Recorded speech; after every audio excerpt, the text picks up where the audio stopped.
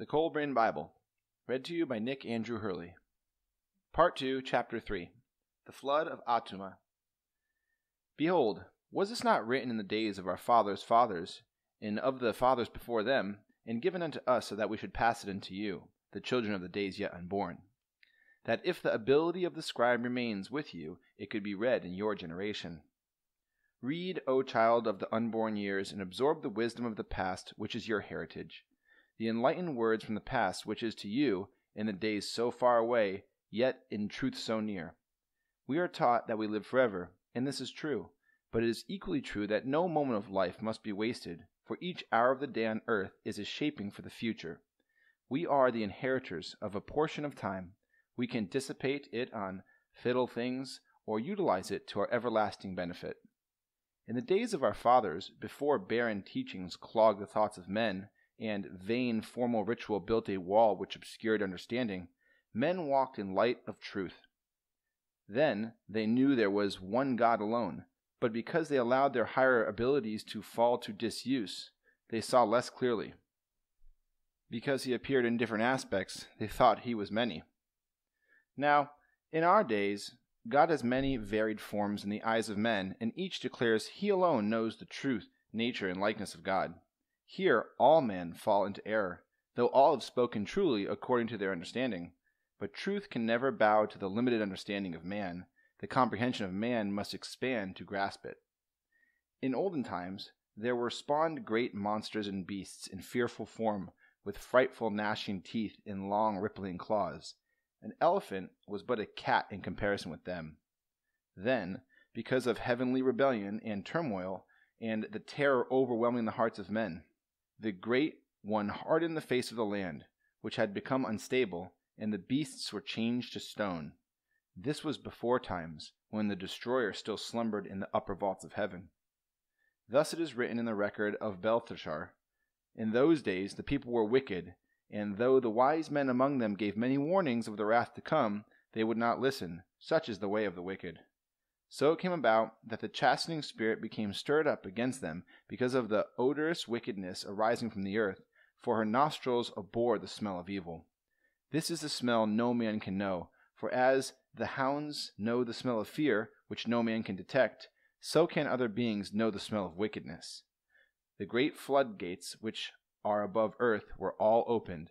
Thus the flood waters rose up over the land, and great rainstorms lashed down. The winds could no longer discover their destinations. The people left the plain of Shinar and fled up into the mountain rising above the flatlands below, and here near the summit they camped.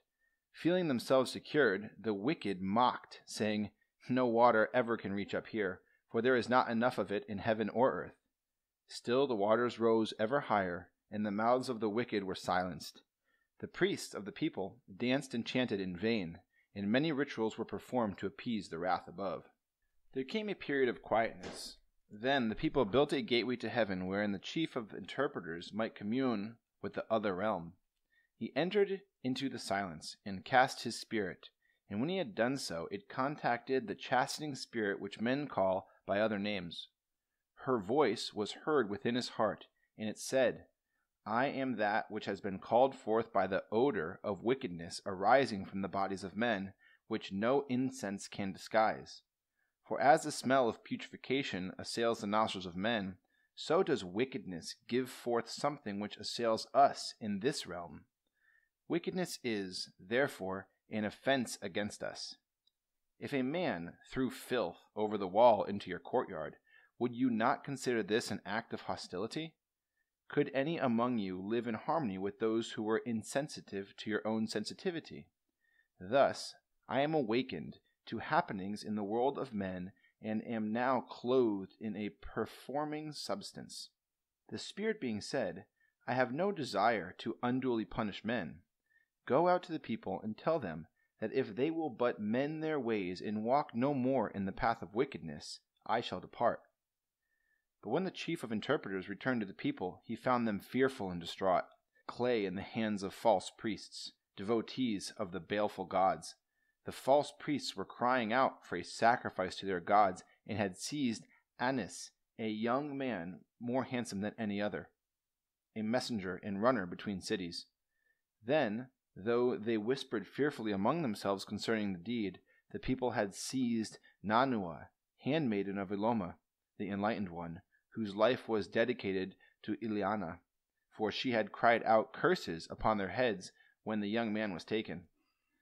Nanua and Anis were held by the false priest, and about them surged the great mass of people, and though the chief of interpreters raised his voice, it went unheeded. Then the mass of people moved down to the water's edge, and there they stopped while the priests shouted prayers to the gods raging above. All the heavens were darkened with great rolling clouds, and there were high winds and lightning about the mountaintop. The people rent their garments, the women wailed, and men struck their forearms. Anis was beaten with the club and delivered into the waters. Then, as he who wielded the club turned towards Nanua, she said to those about her, "Let be, I will deliver myself to the waters, for if I must be sacrificed, I would be a better sacrifice so given." Then she went down to the waters, but as her feet entered, she drew back from the cold, dark, watery depths before her. But as the one who wielded the club moved forward, a young man, Shaluat, the scribe, a man of quiet ways, neither handsome nor strong in body, pushed forward, and, taking her by the hand, went down into the waters with her. The waters had risen high, and men shared the place where they stood with wild beasts and with sheep and cattle. But now the tumult quieted, and the waters drew back. Seeing this, the people shouted praises to the baleful gods and cried out, "Great are the mighty gods, and great their holy priests." The chief of interpreters went sorrowfully apart, hiding himself, for now he was fearful for his life. When the waters had subsided, he cast his spirit and entered into communion with the chastening spirit, and he said, "Shall I also enter the falling waters as a sacrifice? For life is now futile. I am without God or honor." The Great One answered, "Men see in events the things they wish to see. They can interpret only according to their understanding. The waters rose to their limitations and did not fall because of the needless sacrifices. The powers above may ordain events to chasten men, but more often such events are challenges and tests. However, divine intervention is rare indeed. These priests follow another, a longer path, but they too condemn wickedness, and they too point the way to truth, though that way may be indirect and beset with hazards. So whether they or you reach the ears of the people, the odor of wickedness will be diminished.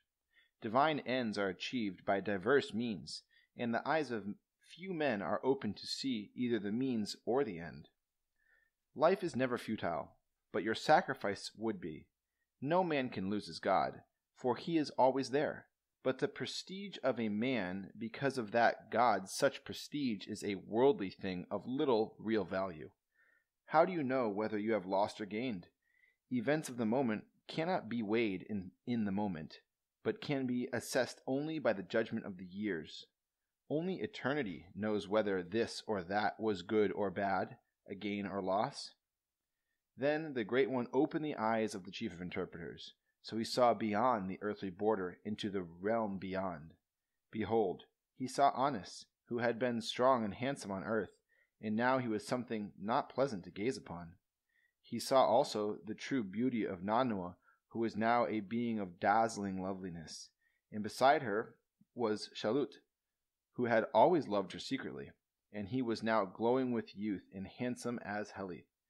The chief of the interpreters then understood that evil could be transmuted into good, and that men had little knowledge of the true nature of things. Upon the mountain there is now a grove of trees, and a temple built in the form of a circle of white stones, where the people remember the day of their deliverance.